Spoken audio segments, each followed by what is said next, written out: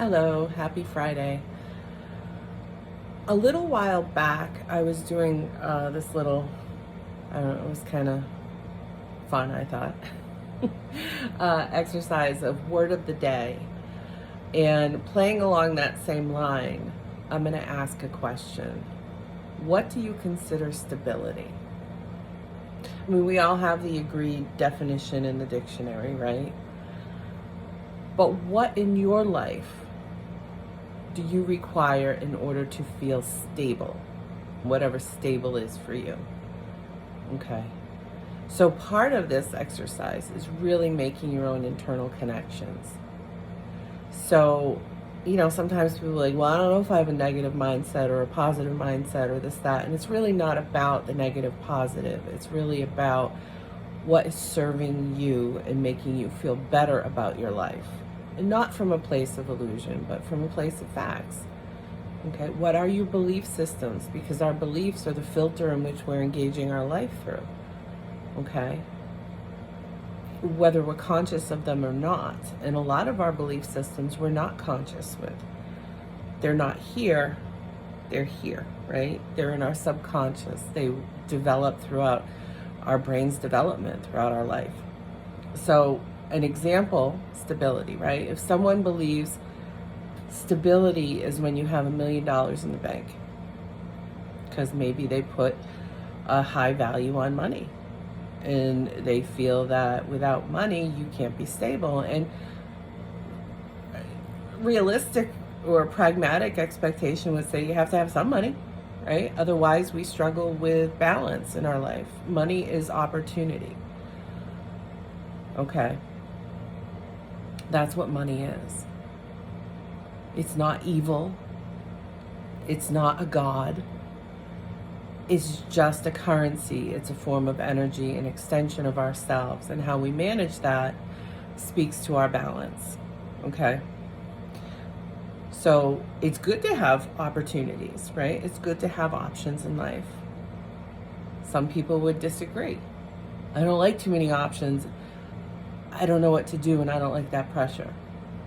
To each his own, okay?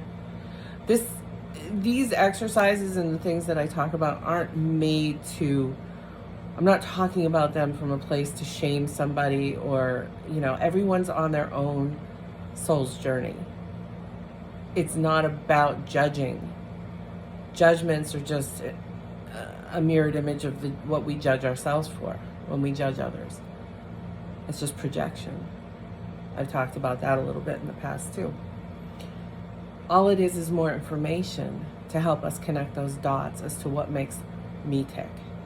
Okay? Because as we can do that, then we can face those things and see if they're aligned with our values. And if not, then how do I accept that this exists within myself, and how do I change it if it's not aligned with who I want to be?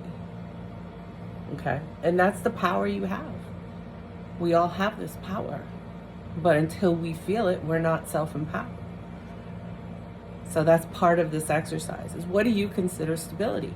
If for you, stability isn't until you have $1 million in the bank, then I would say the majority of people that feel that way are living in lack. And what I mean by that is, if I'm not stable until I have $1 million in the bank, yet I've never had $1 million in the bank, well, then it's like moving the goalpost, right? I'll be stable tomorrow. It's kind of like, I'll do that when, I'll go there when I can, I don't know. People do this all the time. I used to do it with, when I had gained weight after I had my kids. It was the whole, well, I'll do that when I can fit back into my clothes or something like that, right? And all I was doing was prolonging my own happiness.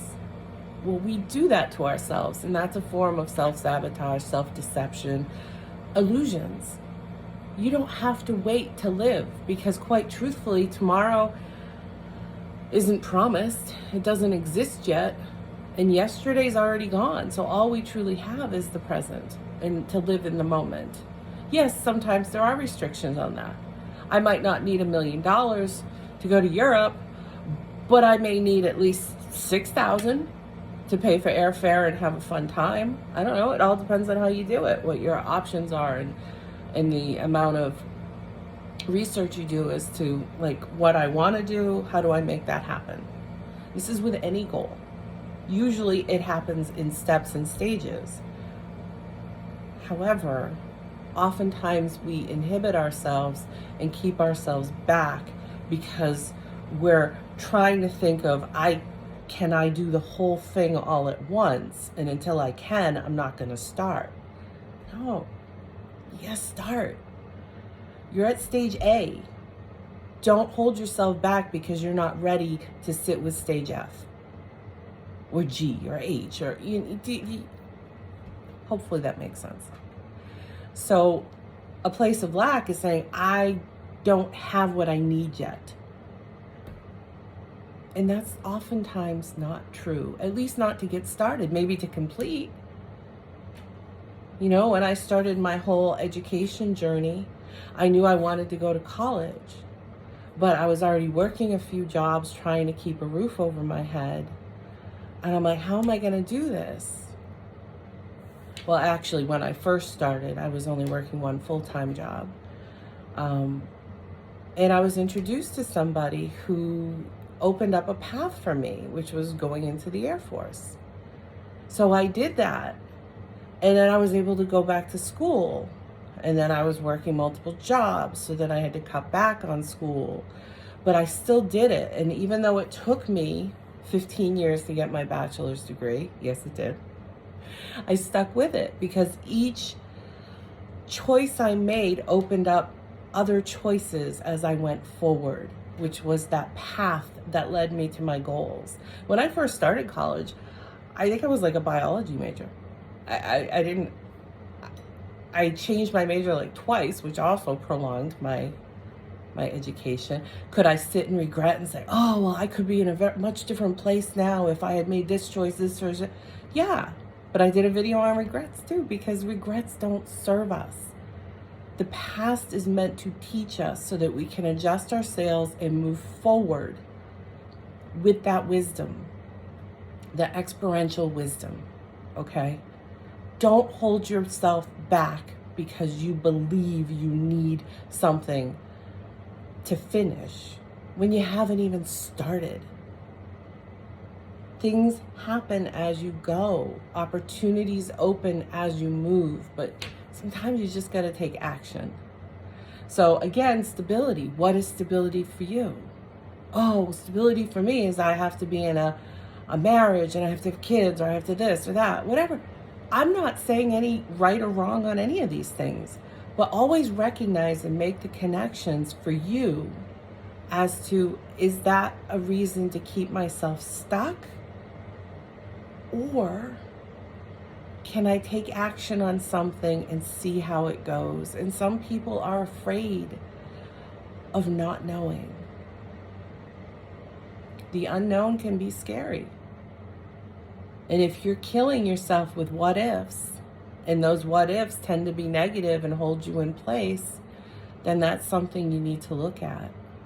And healing is looking at it, sitting with it, facing it, accepting it. Acceptance does not equal approval. It just means you can't do something with something until you accept that it exists. Okay? And once you accept that it exists, then you determine, is this existing in my favor or is it working against me?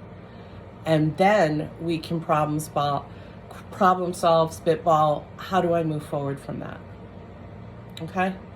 So, thought-provoking. Ask yourself those questions. Go deep. Get help if you need to do that. But it's important to be able to sit with that in order to adjust your sails and move forward in a way that serves your best and highest good. And when you are doing that in a healthy way, it is also working in the best and highest good of those around you. It starts with self, and it works and branches out from there. When we heal, because hurt people, right? Healed people, heal people. Not that our life is about everyone else, but we are all connected. So in any case, That's my 25 cents for the day. Have a great one, and I wish you all the best.